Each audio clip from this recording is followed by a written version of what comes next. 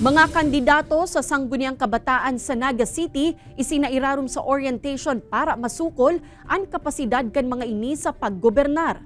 SK Reform Electoral Standards as in guidelines ipigharas sa mga kandidato.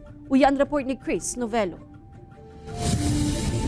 Haros tulong simana na sana barangay and Sangguniang Kabataan elections na.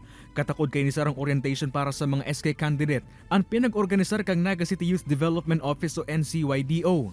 Primera bes subot ining ginibo sa syudad na obhetong masyerto ng may kapasidad ang mga magaganang kandidato sa Sangguniang Kabataan. That includes aspiring SKs. Yaon po kita sa thinking na saro po sa inda possible na manggana. Since gabos po sila na aspirants. At the end of the day, election po, may manggaganang saro. So, minimake sure ta po na kung sisayman po ang may elect, aram po ang lalaugon ninda. Dakol asubot na responsibilidad ang pagsirbis sa barangay. Urog na nagluluwas sa pag-aadal na dakol ang porsyento kan voting population ang mga jóvenes.